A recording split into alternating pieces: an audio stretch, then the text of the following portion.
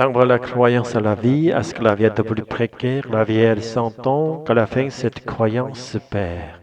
L'homme se révère définitif, de jour en jour plus mécontent de son sort, avec peine le tour des objets dont il a été amené à faire usage et que lui a livré sa nonchalance, ou son effort presque toujours.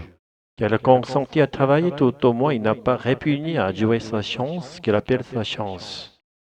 Une grande modestie est à présent son partage. Il sait quelle femme il a eu, dans quelles aventures risibles il s'est engagé, sa richesse ou sa pauvreté ne lui est de rien. Il reste à cet égard un enfant qui vient de naître et quant à l'approbation de sa conscience morale, j'admets qu'il s'en passe aisément. S'il garde quelque lucidité, il ne peut que se retourner alors vers son enfance qui, pour massacrer qu'elle ait été par le soin des dresseurs, ne lui en semble pas moins pleine de charme. Là, l'absence de toute rigueur connue lui laisse la perspective de plusieurs vies menées à la fois. Il s'enracine dans cette illusion. Il ne veut plus connaître que la facilité momentanée extrême de toute chose. Chaque matin, les enfants partent sans inquiétude. Tout est prêt, les pires conditions matérielles sont excellentes. Les voies sont blancs ou noirs, on ne dormira jamais. Mais il est vrai qu'on ne saurait aller si loin, il ne s'agit pas seulement de la distance. Les menaces s'accumulent, on cède, on abandonne une part du terrain à conquérir. Cette imagination qui n'admettait pas de bornes, on ne lui permet plus de s'exercer que selon les lois d'une utilité arbitraire. Il est incapable d'assumer longtemps ce rôle inférieur. Aux environs de la 20e année, préfère en général abandonner l'homme à son destin sans lumière. Qu'il essaie plus tard de là de se reprendre, ayant senti lui manquer peu à peu toute raison de vivre. Incapable qu'il est devenu de se trouver à la hauteur d'une situation exceptionnelle telle que l'amour. Il n'y parviendra guère, ce qu'il appartient désormais corps et âme à une impérieuse nécessité pratique qui ne lui souffre pas qu'on la perde de vue. Tous ces gestes manqueront d'ampleur, toutes ces idées d'envergure. Il ne se représentera de ce qui lui arrive, et peut lui arriver que ce qui relie cet événement à une foule d'événements semblables, événements auxquels il n'a pas pris part, événements manqués. Que dis-je, il en jugera par rapport à un de ces événements plus rassurants dans ses conséquences que les autres. Il n'y verra sous aucun prétexte son salut.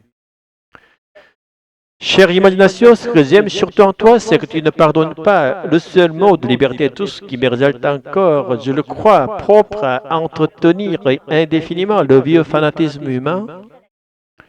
Il répond sans doute à ma seule aspiration légitime parmi tant de disgrâces dont nous héritons. Il faut bien reconnaître que la plus grande liberté d'esprit nous est laissée, à nous de ne pas en mésuser gravement.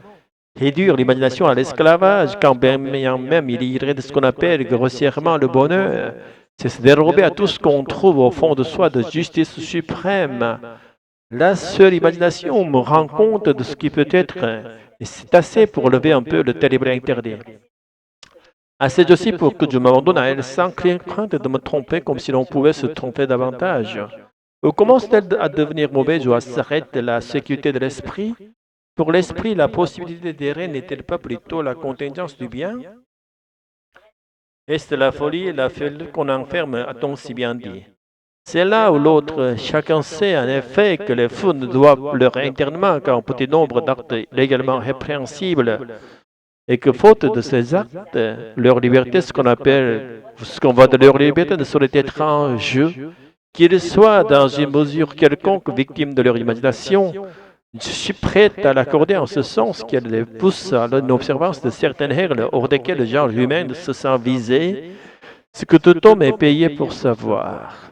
Mais le profond détachement dont il témoigne à l'égard de la critique que nous portons sur eux, voire des corrections diverses que leur sont infligées, permet de supposer qu'ils puisent un grand réconfort dans leur imagination, qu'ils goûtent assez à leur délire pour supporter qu'ils ne soient valables que pour eux.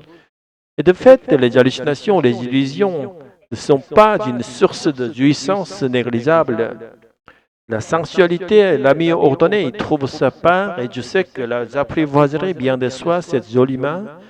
Aux dernières pages de l'intelligence de Taine, ce livre a de curieux méfaits. Les confidences des fous, je passerai ma vie à les provoquer. Ce sont gens d'une honnêteté scrupuleuse, dont l'innocence n'a d'égal que la mienne. Il fallut que Colomb partît avec des fous pour découvrir l'Amérique. Et voyez comment cette folie a pris corps et duré.